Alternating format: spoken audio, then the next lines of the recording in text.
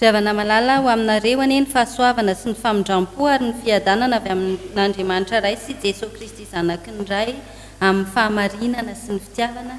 Amen. Anio alakamisy fafito ambin'ny folon'ny volana aprily 2022 alakamisy masina andro fahadimy amin'izao herinandro masina izao hibanjinantsika aloha hevitra hoe ary tamin'izany dia nandao azy ny mpianatra rehetra ka nandositra. Isaotra sy deran'ny tompo isika, aoka hitsangana isika anao ny salamo fiderana izay efa voalahatra sy ny hira efa voalahatra. Ampiombona amin'ny feontsika isika manao hoe Jehova, nahoana no manary ny fanahyko ianao ka manafina ny tavanao amiko? Ory aho ka efa ho faty hatramin'ny fahazazako. Raha hitambetsara ny fampitahoranao aho dia very hevitra.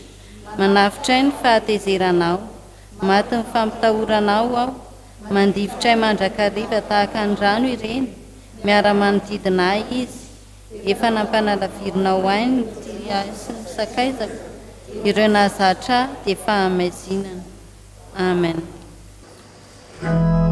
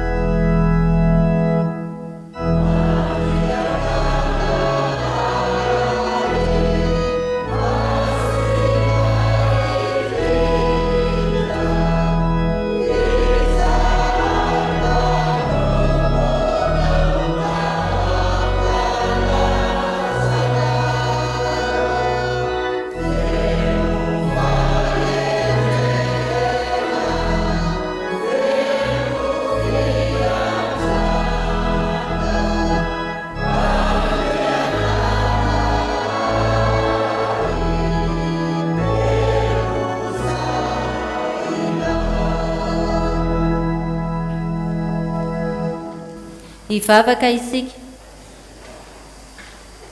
Tompo, tonga tokoa ny fotoana nandrasanay dia ilay fotoana mahatahotra indrindra eo amin'ny fiainanay.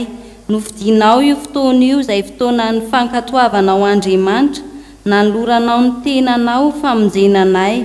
Fotoana izay nilatsahan'ny voambary tamin'ny tany mba havokarany be. Fotoana izay anapahanao ny gadran'ny Satana ary andresenao ny hamafisamponay. Isaoranay ianao Tompo noho ny amin'ity fotoana ity. Isaoranay ianao noho ny amin'izao fahoriana izay nahatonga anao hoavanay izao. Isaoranay ianao noho ny fisandratanao hatrany tamboninahitra teo ambony hazo fijaliana. Isaoranay ianao Tompo satria tena tsaronay ny fitiavanao. Tompo, mamindrafo aminay. Aoka izahay mba tsy ho voambary mitoetoe-pona. Ataovy miara-miaty aminao izahay mba havokatra be tokoa eo amin'ny sehatry ny fanomponanao. Tompo, mamindrafo amin'ny olombelona rehetra ianao.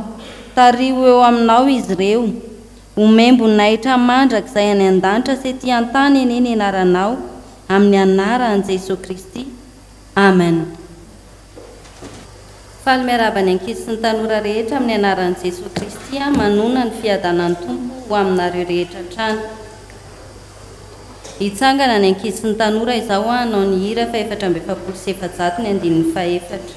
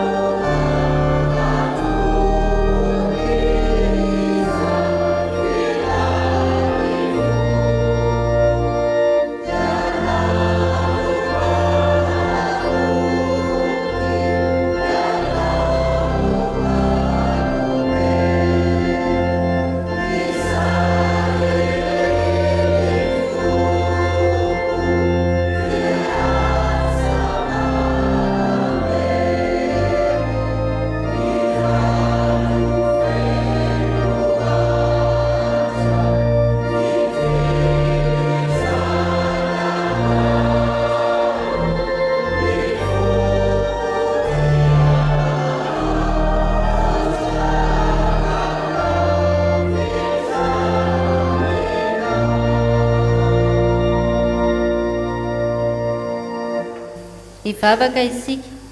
Jesosy tonga amin'ny fotoana andrenesanay ankizy sy tanora ny teninao dia miteneny ianao fa hiaino anao zahay.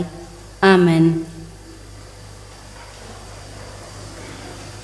Ten'Andriamanitra izay ho raisintsika amin'ity fotoana ity Korintianina faharoa toko voalohany.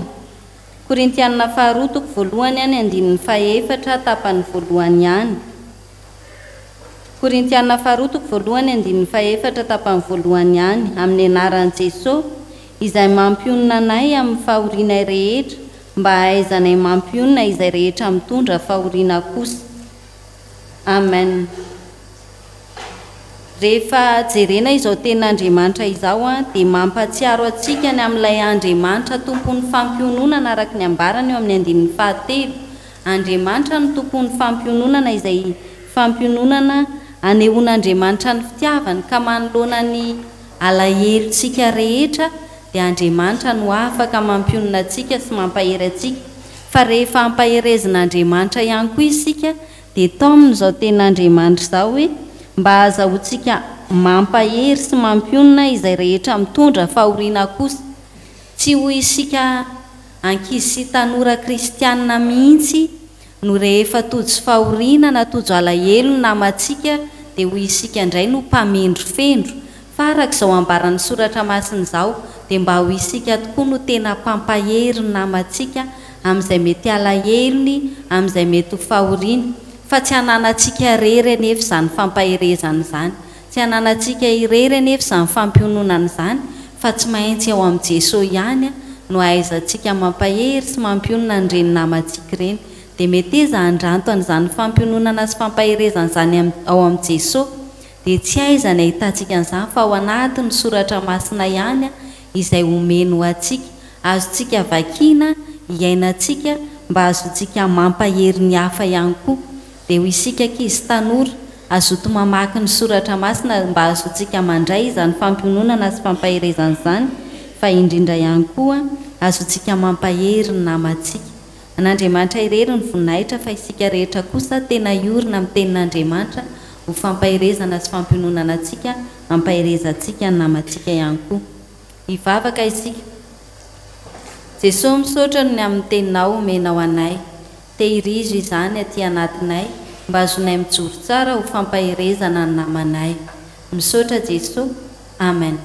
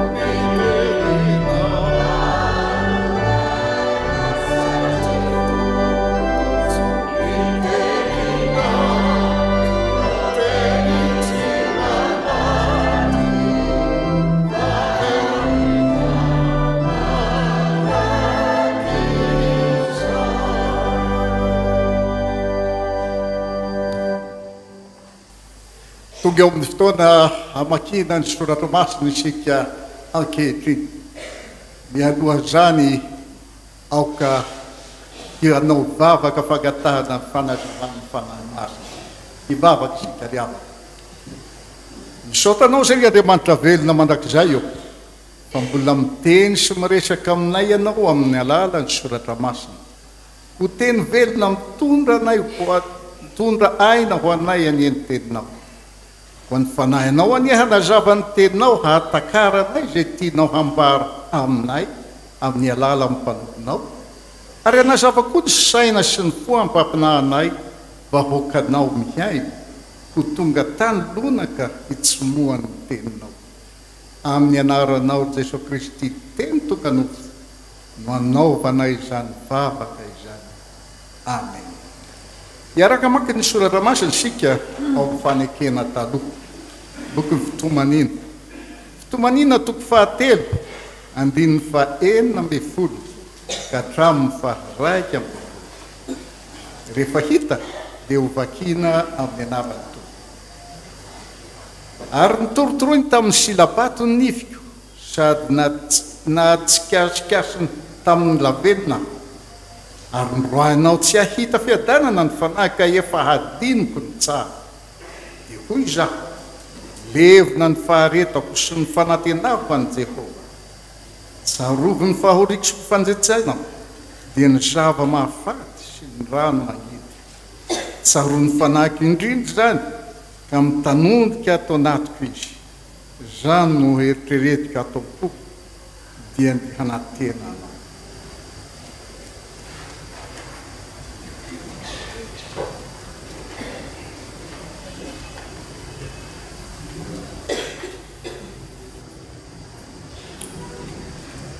Antsika ny famakinana soratra masina amin'ny fanekena vaovao filazana tsara araky ny Matio. Matio toko 4:20 andininy 7:20 ka hatramin'ny 4:15. Ary ho faranantsika ny famakiana ny sotra masina ao amin'ny epistily ho an'ny Korentianina. Korentianina faharoa toko voalohany andiny fahatelo ka hatramin'ny fahafito. Rehefa hita dia vakiana amin'ny anaran'ny Tompo. Raha mbola niteny Jesosy indro avy Jodasy izay isan'ny 12 mba mivahoaka betsaka miaraka taminy, mitondra sabatra sy langilangy, ny rany lohan'ny mpisorona sy ny loholona. Ary ilay namadika azy nanome famantarana ny olona ka nanao hoe izay horoako noho izy, samboro izy. Ary niaraka tamin'izay dia natona an'i Jesosy izy ka nanao hoe finaritra rabe, dia nanomboka azy. Ao Jesosy taminy, ry Sakaiza, atao izay anaterano eto, dia natona ny olona ka nisambotra an'i Jesosy ary nitana azy. Ary indro ny anankiray tamin'izay nomba an'i Jesosy nanisitra ny tanany, dia natsoka ny sabany ka nikapany ny mpanompo ny mpisorona be ary nahafaka ny sofiny. Ao Jesosy taminy, ampidiro amin'ny trano ny sabatra ao, fa izay rehetra mandray sabatra no vonona amin'ny sabatra. Ary ataonao va fa tsy mahazo mandalaka amin'ray koa dia haniraka anjely sy omby 10 legiona amin'ny 10 legiona hoe ty ampy izy. Raha izany dia tahoana no hatanteraka ny sotra masina izay milaza fa tsy maintsy ho tonga izany. Ary amin'izany ora izany dia niteny tamin'ny vahoaka Jesosy ka nanao hoe mivoaka mitondra sabatra sy filangilangy hisambotra toy ny sambotra jiolahy va ianareo. Isan'andro dia niperaka nampianatra teo 15 tempoly aho nefa tsy nisambotra ianareo. Fa izany rehetra izany dia tonga mba hatanteraka izay voasoratry ny mpaminany. Fa tamin'izany andao azy ny mpianatra rehetra ka nanositra.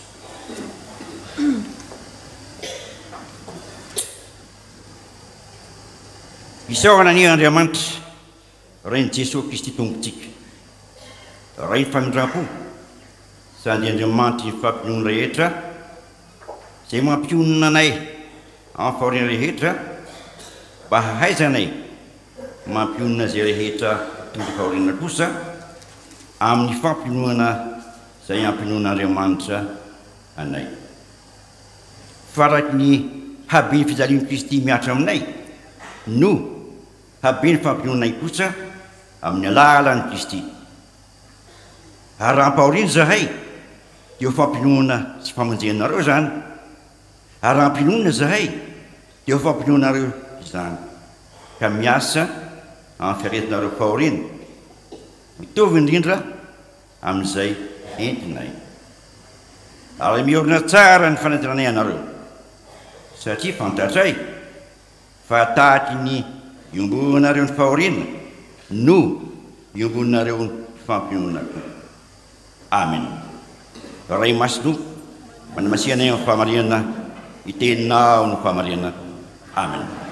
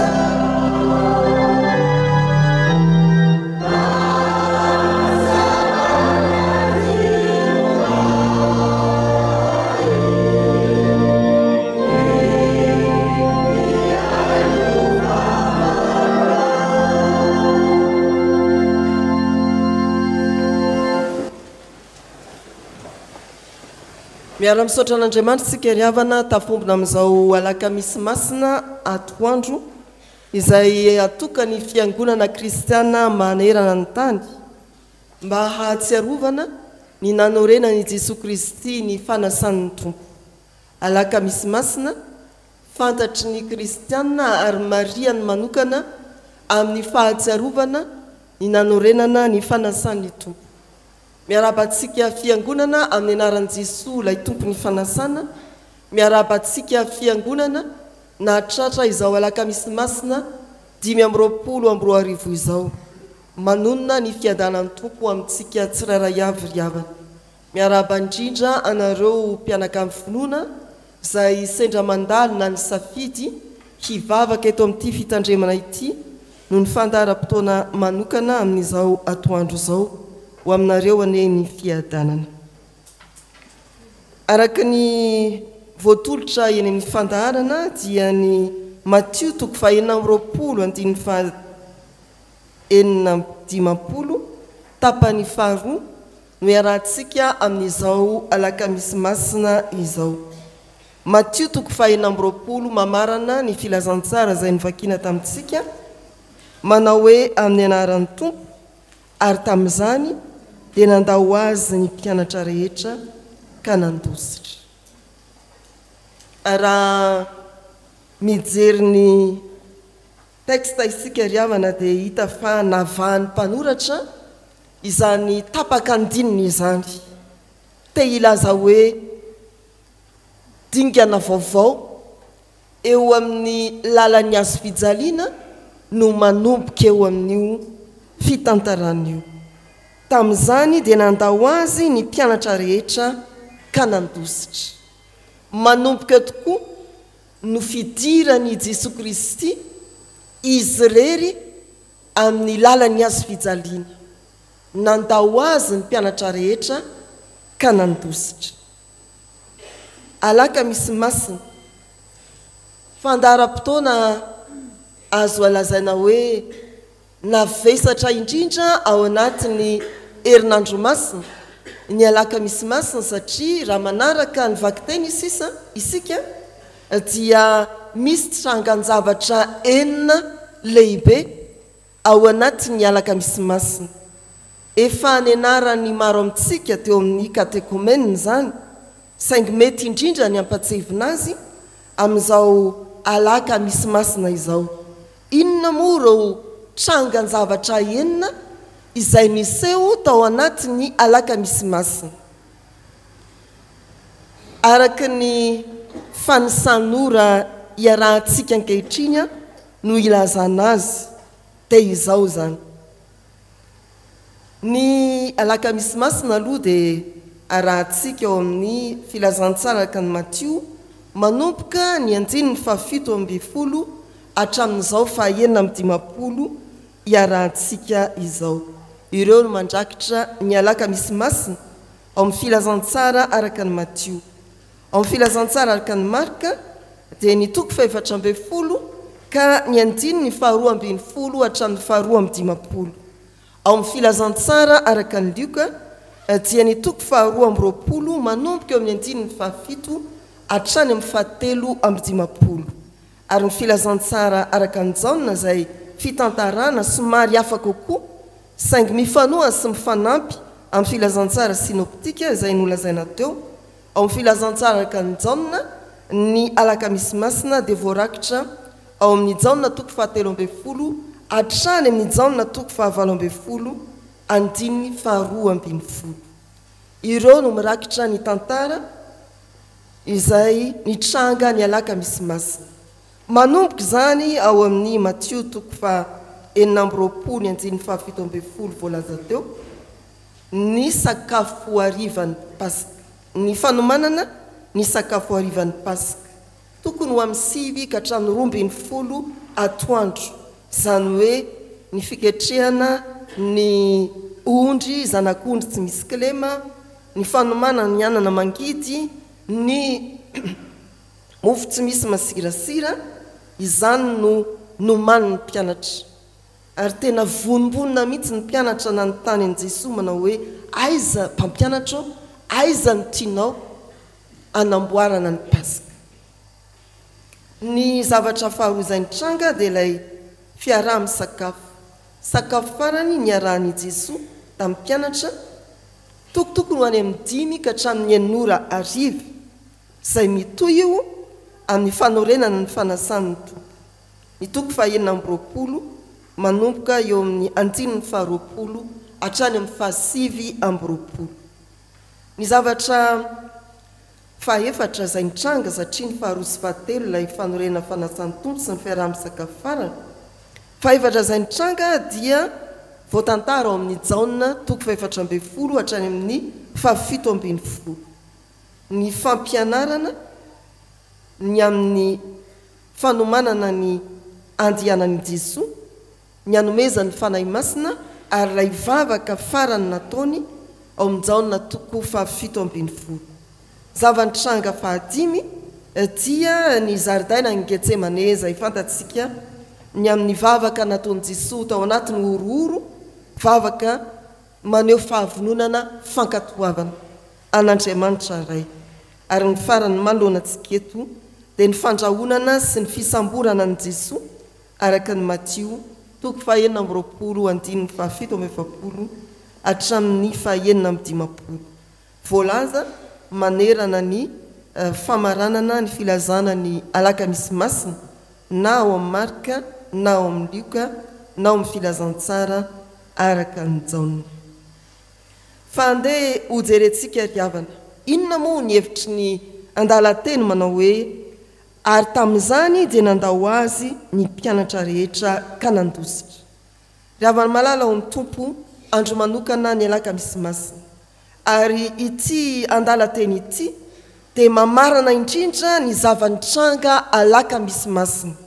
Tamin'izany dia nandao azy ny mpianatra rehetra ka nandositra. Fohy nefa tena manandanja eo amin'ny tantara-pamonjena sy ny fiainantsika kristianina mandraka ankehitriny. Ny filazana hoe tamin'izany dia manondro fotoana tena voafetra sady voatendry araka ny fikasan'Andriamanitra. Ampatsahivina eo amin'ny Zakaria toko 7:7 ny hoe asio ny lohan'ny mpiandry dia hiaka ny rehetra. Zakaria toko 7:7. Tamin'izany voafetra, fotoana voafetra, fotoana voafitendry araka ny teny fikasan'Andriamanitra. Tsy kisendrasendra ny fisian'ny fandaozan'ny mpianatra rehetra any Jesosy, fa efa voamarika hatrany amin'ny andro ny mpaminany Zakaria. Efa voatolotra ho amin'izany ny fiainan'i Jesosy. Tsy hoe koropaka tampoka, tsia. Efa fahatanterahany teny fikasan'Andriamanitra ny amin'ny tantara-pamonjena, zotra tsy maintsy arahany lalam-pamonjena izay nandehanan'i Jesosy ny fandaozan'ny mpianatra rehetra tamin'izany. Ary hoy ny soratra masina atao anatin'izao andininy izao, nandao azy ny mpianatra rehetra. Na koa lazana hoe nandao azy avokoa ny mpianatra. Izany hoe tsy nisy anankiray niangana mba nijanona. Kanefa manamaky isika fa ao amin'ny tantara ny alakamisy masina ihany, eo amin'ny toko 9:20 ireto mpianatra reto dia nanao fanekena notarian'i Petera hoe tsy andao an'i Jesosy na isinina hoy ny vaky ny teny amin'ny anaran'ny tompo. O Petera taminy, na dia hiara-maty aminao azaho tsy mba andao anao tokoa aho. Ary toy izany koa no nohazain'ny mpianatra rehetra. Nanao fanekena tsy andao an'i Jesosy, hiara-maty amin'ny Jesosy i Petera, ary toy izany koa no nolazain'ny mpianatra rehetra. Eto amin'ity andininy 4:50 tapany farany ity dia voalaza hoe nandao azy avokoa ny mpianany. Nandao azy ny mpianany rehetra. Tsisy niangana izany hoe Jesosy irery sisa, Jesosy irery sisa no niantoka ny famonjena ho an'izao tontolo izao. Tsisy nanoana, tsisy nampahery, fa izy ihany sisy izy irery no ny antoka ny famonjena ho an'izao tontolo izao. Ny azavaina fahatelo atao anatin'ity andin-tsoratra masiny dia ny hoe nandao azy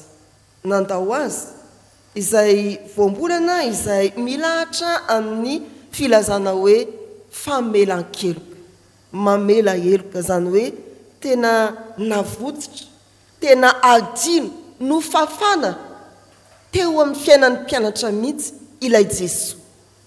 Ohatrany hoe Andriamanitra namela ny helotsika dia adinony ihany iny, no fafany ihany iny, no sasany iny, tsy no tsarovany intsony. Zay mihitsy ny voambolana manao hoe nandao azy, zany hoe ireo mpianatra rehetra dia tena namafa teo amin'ny fiainany any Jesoa. Ny mpianatra rehetra dia tena namela ny Jesoa ho any.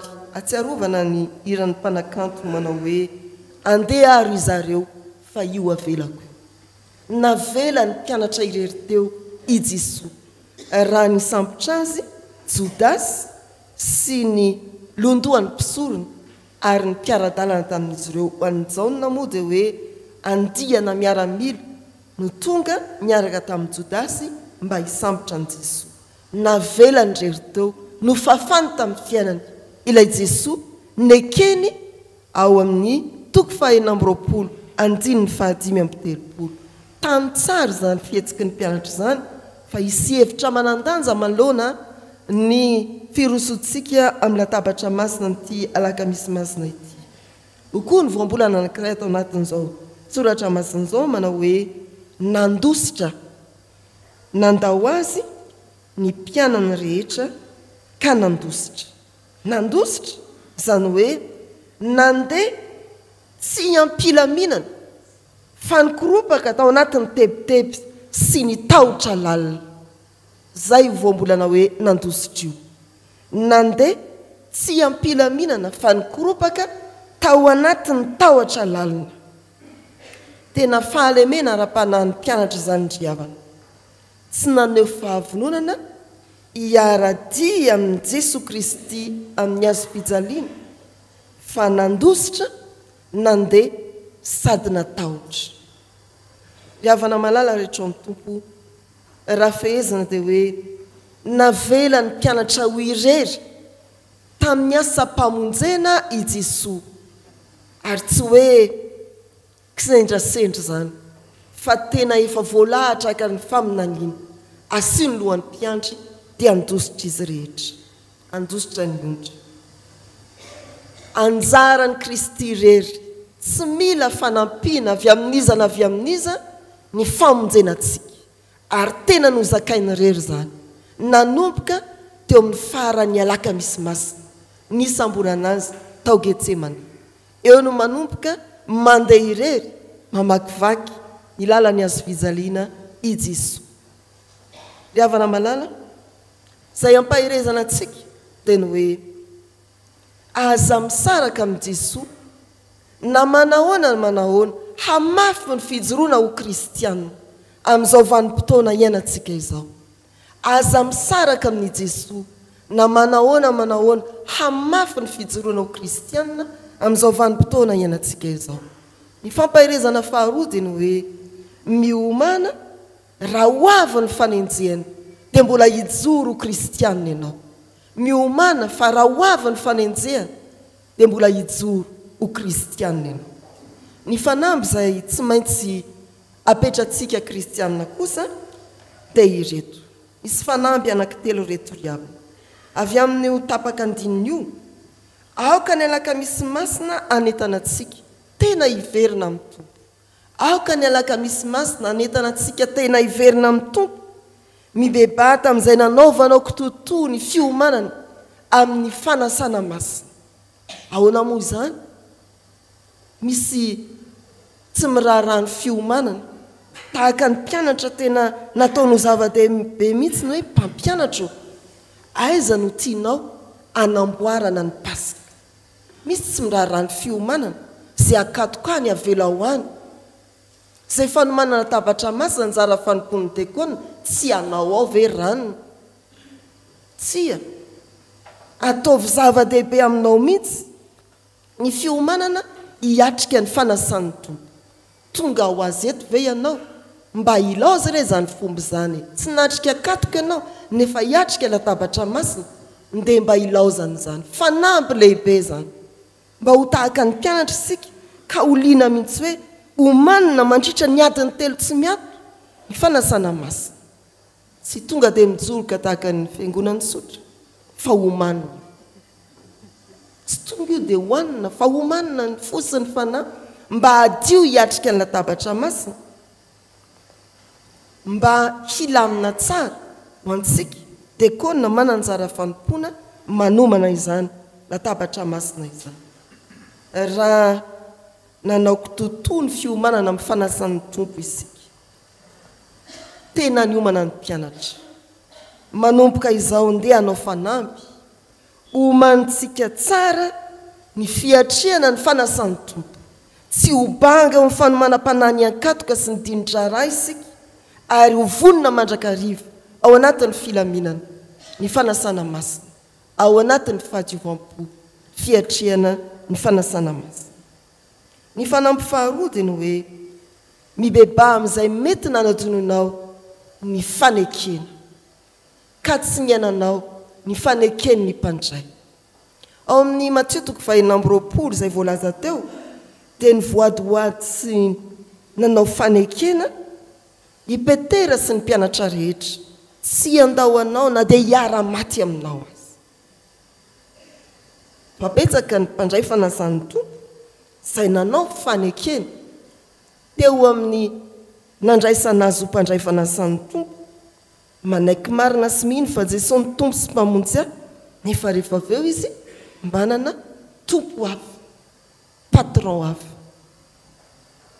tsy afaka fa tsy avela amin'ny patron zafady amin'ny hoe patron ny mpampiasa izy zany naloranao tena eny mafy ny hoe sady miasa amin'ny orinasa zafakaba no nanaiky hanompo an'Andriamanitra eo ambany fifehezany lehibe ka tsy maintsy miera rehefa lehibe tsy matahotra an'Andriamanitra dia sarotra ny fierana fa izany driavana no ilana ny fampatsahivana ny mpandray fanasan'ny tompo efa nanaiky isika mangata amin'ny tompo mba hajoro amin'izay nekena tsy andao ny tompo na raha oviana na raha oviana tsy amin'ny lalaka misy masina tahaka izao ihany atsiaro ny nanorenana ny fanasan'ny tompo hanavao fanekena fa isam-bolana farafahakeliny dia miantso anao ny tompo mamelatra ny fanasana manomana ny fanahinao ianao mba hiatrika izany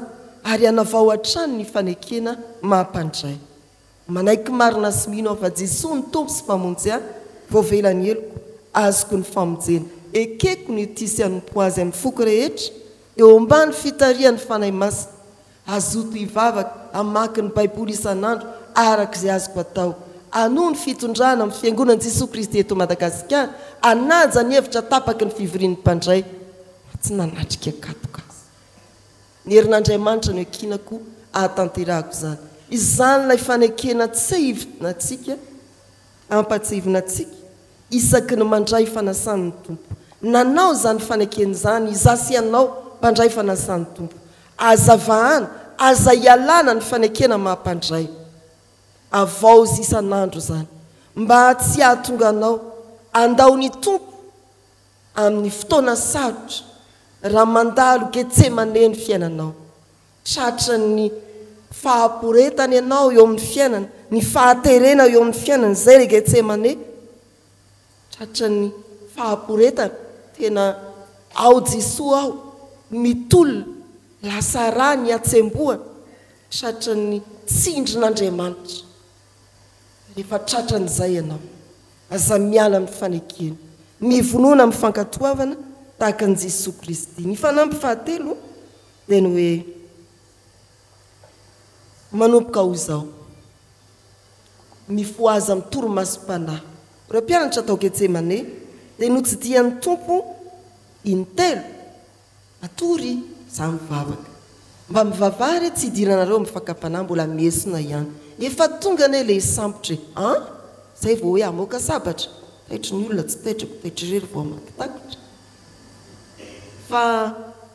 fa nampy fahatelo ao anatin'izao alaka misy masin'izao ny Getsemaneny mpianatra dia natory izany nahatonga azy lasa nitsaoka sy nandositra tamin'ny tahotra lalina satria tsy ampivavaka mifoaza mitoromasontsika fiangonana isika fa no hivavaka ny fiainatsika mba tsy ho isan'izay anao taridositra isika raha tonga tokoa ny tokoa amin'ny fahaterena hiala amin'ny fiangonana rehefa totsy fizahan-toetra ary indrindra raha ho avy izany fanenjehana mafy araka ny voalaza ny apokalipsy mo ho tafatoetra venao raha tsy ampivavaka ianao raha tsy mazoto makany Getsemane mba hivavaka ianao dia hitsaoka sy hiala amin'ny fanekena tahaka ny mpianatra ny famaranana riavana teny hoe nangina ny alina raha ny orany nisamborana an Jesosy nizotra ny alakamisy masina dia manodidana ny tamin'ny 10 ora alina tany hoany nangina zany lasa ny mpianatra fa i Jesosy tsy nandeha ho antsika koa amin'izao alakamisy masina izao isainsaintsika hoe i Jesosy irery no nitondra ny fahoriam-pamonjena fa isika rehetra no misitraka ny fahasoavana vokatry ny famonjena vitany tamin'ny fankatoavana feno an'Andriamanitra ray alakamisy masina fandaharam-potoana tena navesatra ho an'i Jesosy nitondrany irery ny famonjena fa andraisantsika indray fanapahan-kevitra vaovao fanamby vaovao ibebahantsika ny amin'izay niovaovantsika tamin'ny fanekena ibebahantsika ny amin'izay tsy nahatsara fiomanana antsika manoloana ny latabatra masina ibebahantsika tamin'ny toromasom-panahintsika mandehana riavana ho alakamisy masina mendrika ny voninahitr'Andriamanitra amalitsika ny antson'Andriamanitra indray tsy alakamisy masina ity aoren'ny finoanao avaozy ny fanekenao avaozy koa ny fijoroanao tozoy ny lalany azo fijaliana azavela ho irery Jesosy eto mpamarandy tia namarika mandrakariva izay mpitandrina ny hoe rehefa tonga ny alakamisy masina miatrika ny fanasana masina fahatsiarovana nanorenana ny fanasany tompo indrindra ny fiangonana dia maro ny tonga mivavaka mantsika eto dia miditra indroa zao atoandro zao sy ny drahariva fa ny zoma masina dia ara-tsolatra masina tokoa ry havano vitsy sisany manaraka ny lalany azo fijaliana aza mba ho isan'izany ianao toy izy ohatran'ny farany lalany azo fijaliana mba higoka ny fandresen'i Kristy ny fahafatesany sika amin'ny alahady ho avy izao ry havana malala alakamisy masina tsy azo lalovana fa ny zoma masina indrindra koa dia tsy azo autotsinitsiny navesatra tamin'i Jesosy ny fahafatesany teo ny azo fijaliana tsy amela azy irery sika fa hiara-mitondra ny azo fijaliana aminy ny tompo any anampy antsika amin'ny fanahy masina nahatanterantsika ny sitrapon'ny amen hivavaka isika Jesosy tsaronay ankehitriny tokoa ilay fotoana izay efa voatendry voafaritra ao amin'ny soratra masina fa anoloranao ny tenanao famonjenanay fotoana izay efa nanovanay fanekena teo aminao fa iombona aminao hatramin'ny fahafatesana izahay kanefa dia indraindray mbola mandao anao ihany izahay indraindray mbola mitsoaka ihany izahay indraindray mbola tsy mahatanteraka ny fanekena nataonay taminao izahay avelanay ho ianao irery no hiatrika ny azo fijaliana indrindra hitondra ny famonjena ao anay isoaranay ianao satria tena vitanao irery zany tsy nilanao nizaniza hanampy anao mba azon'izao tontolo izao ny famonjena avy aminao tokoa mandositra izahay manoloana ny fizahan-toetra indraindray tsy te halalanao akory ary ataonay tsinotsinona fa fahanay eo amin'ny fiainanay ny fisianao raha toka manelingelona anay izany raha toka hitondranay ho amin'ny fahafatesana izany raha toka mafy loatra ny fizahan-toetra trehanay mifony izahay Jesosy tsy saraka aminao intsony izahay na mafy aza ny endriky ny fangejana sy ny endriky ny fizahan-toetra trehinay tena hijoro izahay satria tena tafahomana tokoa hiatrika izany fizahan-toetra sy fanenjehana tsy maintsy hatrehanay izany mibebaka eo anatrehanao izahay amin'izao alaka misy masina izao. Mifona aminao izahay satria tena tsy mahajoro tsara sy tafafikitra aminao Jesosy Kristy ilay tompo sy mpamonjy anay, ilay efa nanoloranay tena fa indrindra efa nanaovanay fanekena. Tompo ankehitriny izahay, vonana vao indray ny fiainanay, tena iomanam-po sy ampanaty koa izahay. Amin'ny fotoana izay iombonanay latabatra aminao dia tena ho tena tafahomana tokoa izahay, tsy amin'ny endrika ivelany ihany fa trany anatin'ny fonay sy ny fanahinay dia ho tena tsara homana fa iombon-databatra aminao izahay. Tompo, avaozinay indray ny fiainanay ankehitriny, fa izay fanekena rehetra efa notanterahanay teo aminao Andriamanitra dia ho tanterahanay ireny, hiezaka izay na dia malemy aza mba azonay mahatanteraka ireny satria efa ataonay amin'ny anaranao ny fanekena ary ny fanainao masina no hatafinao anay azonay mahatanteraka izay rehetra efa nekenay.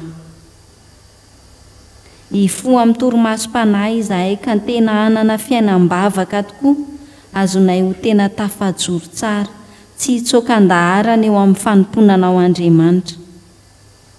Tompo, tehirizo izahay fa tsy mahatananao. Tazomy izahay fa ianao irery no mahay mihazona anay amin'ilay tanam-pitiavanao. Matoky anao izahay fa amin'ny fiainanay rehetra dia ho tafajoro izahay satria ato anatinay ny fanahy masina izay efa natolotra ao anay. Ankehitriny Jesosy, hijoro vavolombelonao amin'ny teny sy ny asa rehetra izahay, ka eo amin'ny fiainanay andavanandro dia hitantaratra eo amin'ny fiainanay fa tena efa novonjenao tokoa izahay. Iorina tsara ao amin'izany famonjenao izany, tsy hitsokan-daharana fa tena ho tafahombona tanteraka aminao. Dia amin'ny fiteninay, ny fihetsikay, ny ataonay rehetra dia anehoanay ny mahazanaka ao anay. Mangataka izahay ankehitriny Tompo ho an'ny fiainanay rehetrareto. Ianao no mahalala anay tsirairay avy, ianao no mahalala izay mety mahatery anay, ianao no mahalala izay mety iriny ny fonay. Raha sitrakao Jesosy, tanterao ireny rehetra ireny. Mangataka izahay ho an'ny tokantranonay tsirairay avy, mba ho tokantrano anjakan'ny fifankatiavana sy ny fifandeferana, ny ankonanay sy ny fianakavianay rehetra apetraka eo ambany fahasoavanao. Mangataka izahay Tompo ho an'ny firenenay, avelao heloka amin'irao fony firenenay, diovy amin'ilay ranao soa izay efa nalatsakao teo ambony hazo fijaliana, ilay efa nanoloranao ny tenanao. Ianao no amonjy ity nosinay ity, mifona aminao izahay ho an'ny mpitondranay isan'ambaratongany, hatrany amin'ny filoham-pirenena, hatrany amin'ny isam-pokotany rehetra. Avelao heloka Jesosy amin'irao fony, tolorin'ny saina endry avy aminao Andriamanitra, azono mitondra sy mitarika ny firenenay araka ny sitraponao. Dia feo ihany koa izahay vahoaka malagasy ahay anaiky, ahay anaraka izay rehetra hitariana anay, tsy ho be menomenona, tsy ho mpanohitra mandrakariva fa tena ho mpankatoa araka ny sitraponao. Izay rehetra heverinao mahasoa mahatsara ny fiainanay Tompo, nefa tsy voaton'ny vavakay, ianao no hahatanteraka izany araka ny sitraponao. Ampiombonay ny vavakay amin'ilay vavaka efa nampianarin'i Jesosy manao hoe: Rainay izay ny an-danitra, ao masina ny anaranao, ho tonga ny fanjakanao, atao anay ny sitraponao ety an-tany tahaka ny an-danitra. Omeo anay an'io anasaza ao anay, ary mamelany ekokay tahaka namelanay izay meloka taminay. Aza mitondra anay amin'ny fakapanahy, fa manafahanay amin'ny ratsy, anao ny fanjakana sy ny hery ary ny voninahitra mandrasa. Amen. Andeha hitsangana isika hanambarany finoantsika araka ny fanekem-pinoana apôstôlika na ny fanekem-pinoana laharana voalohany. Mino an'Andriamanitra ray mpanao lanitra sy ny tany aho, ary mino an'i Jesosy Kristy zanan'ilay tokana tompo izay nitontolona tamin'ny fanahy masina nateraky Maria Virginy nizarana napaka potsifolatra nombona tamin'ny azo fizaliana matika naleka tany finasi nisangana tamin'ny andro fateka niakatra ao any an-danitra mipetraka kavan'Andriamanitra Jesosy avy any avy ny tsara mivelona sy ny maty mino ny fanahy masina fiangonana masina manerana izao tontolo izao fiangonan'ny olona masina ny famelan-kely fitsangana ny tena maty ary ny fiainana mandrakizay.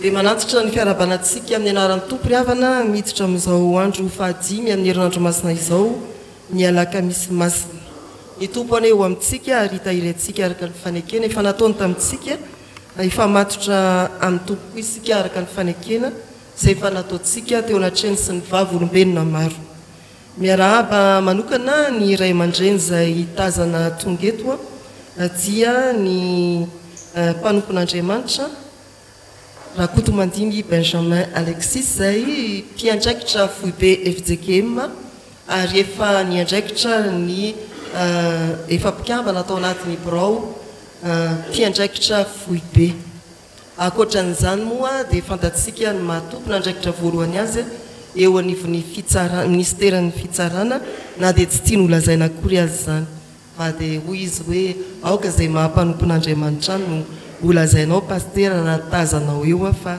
nanomana izy any kenaraina fa isafidy ara-mivavaka amintsika amin'izao antoandro izao miarabanao amin'ny anaran'ny tompo ray aman-dreny andray matoministra ary indrindra mirary ny herin'ny fahirezana ho anao amin'ny vina izay reny ny malagasy manontolo hitondranao ny raharaha-pitsarana eto Madagasikara dia tena hijoro amin'ny maha-calviniste-nao ianao ao amin'izany andraikitra masina izany dia mirary sokoa ny ankonana vady aman-janaka sy mizafy misaotra amin'ny famangina ity fitandremana ity mirary soriana ny tsara ho fantatra dia toy izao ny herinandro masina dia mitoy anio ariva manomboka amin'ny enora mbola ho fanamariana ny fankalazan'Andriamanitra no ny alakamisy masina misy fandraisana ny fanasan'ny tompo raha mpitso dia anomboka amin'ny enora ka arahan'ny antsapaska ifanombonan'ireo sampanasa asa ary fikambanana velona eto amin'ny fiangonana isabotsy moa araka ny fampianaran'ny fiangonana dia androm-pahanginana ho antsika fiangonana réformé ny alady pasika kosa dia fidirana indroa amin'ny enora sasany maraina ary amin'ny 7 ora sasany ny faharoa ny fanangonana ho an'ireo lolohan'ny fiangonana dia mitoy hatrany ao anatin'ny herinandro masina toy izao ny tompo any ariavana anome anjarantsika mandritra ity herinandro masina ity hitsenantsika pasika fandresena raha sitrapony tompo ny alahady ho avy izao raiso tanteraka aminareo ny tsodranotononina amin'ny anaran'ny tompo fiadanana ane ho an'ny rahalahy ary fitiavana mba mifinoana avy amin'Andriamanitra ray Jesosy Kristy tompo ny fahasoavana ane ho an'izay rehetra tian'i Jesosy Kristy tompontsika amin'ny fitiavana tsy mety levona mandihana fa velona ny tompontsika amen